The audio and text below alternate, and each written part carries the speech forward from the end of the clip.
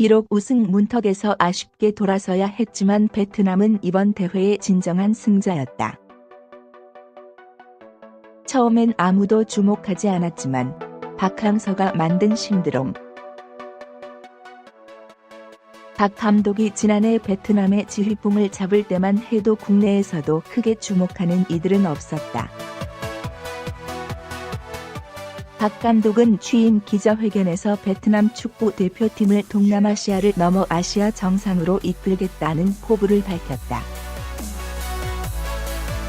이번 대회에 베트남은 황금 세대로 불릴 만큼 자국에서 많은 기대를 모았던 선수들이지만 체력과 근성이 부족한 것이 약점이었다.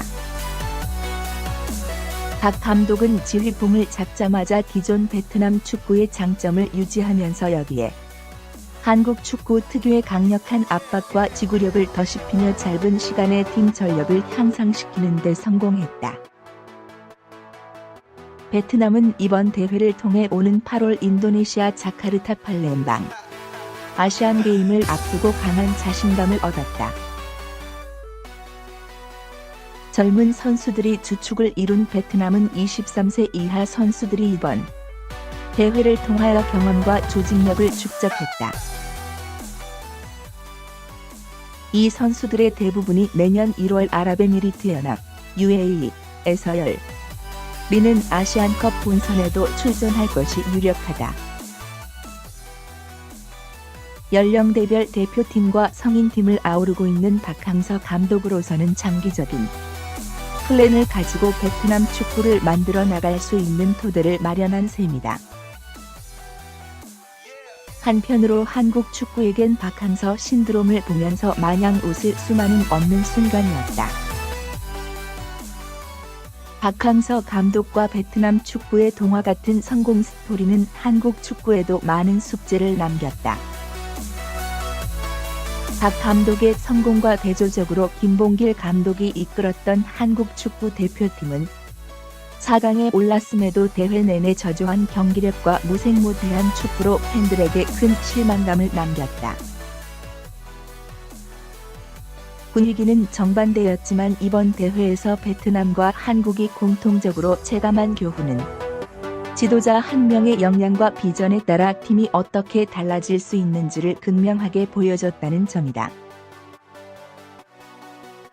박 감독은 16년 전 2002년 부산 아시안게임에서 한국 23세 이하 대표팀의 지휘봉을 잡은 바 있다. 당시 대표팀은 한일 월드컵의 후광으로 국민적 기대치가 매우 높은 상황이었고 박항서 감독이 지휘봉을 잡을 수 있었던 것도 히딩크호의 코치였다는 이름값과 연속성을 고려한 선택이었다. 하지만 대표팀은 준결승에서 승부차기로 패하며 기대했던 금메달에 실패했고 박항서 감독은 많은 비판을 받으며 지휘봉을 내려놓아야 했다. 이후 박 감독은 더 이상 대표팀에서 기회를 얻지 못했다.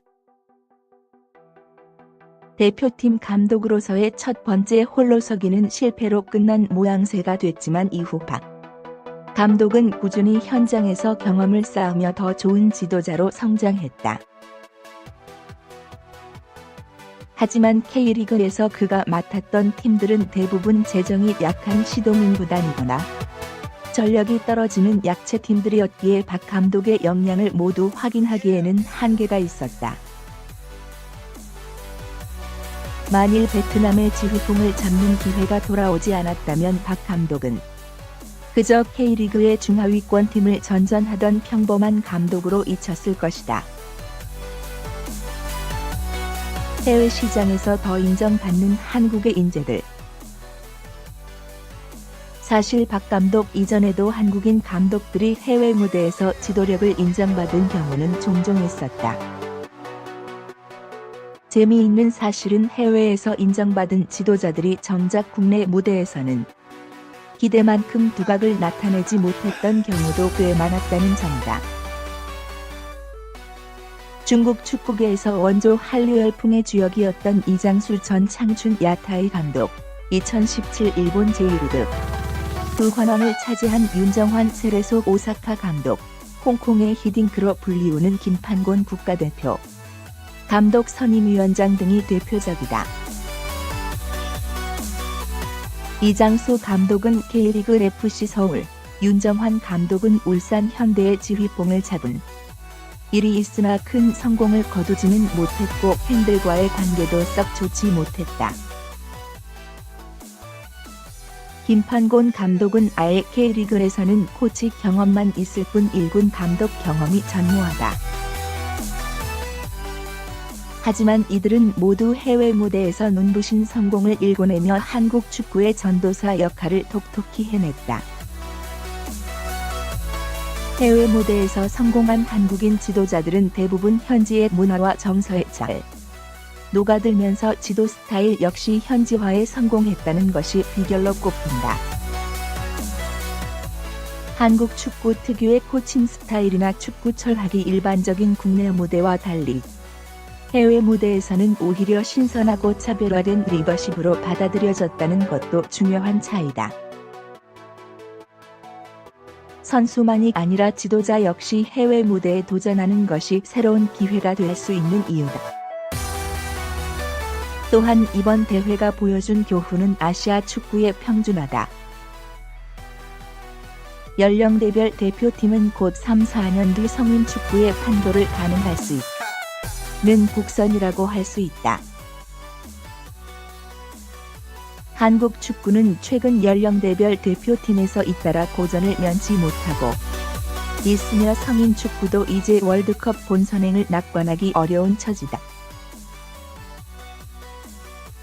베트남은 박항서 같은 외국인 감독에게 과감하게 문호를 개방하면서 기대 이상의 성과를 거뒀다.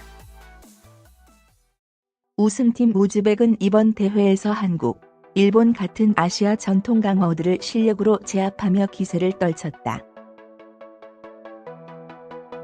이에 비해 한국은 급변하는 아시아 축구 판도에 대한 위기의식 없이 준비 과정부터 지나치게 안일하게 접근했다는 비판을 피할 수 없었다.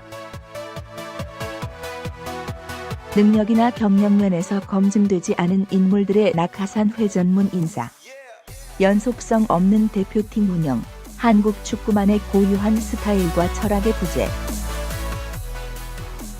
이는 점점 격차가 좁혀지는 아시아 축구 경쟁에서 한국이 점점 불안감을 느낄 수밖에 없는 이유다.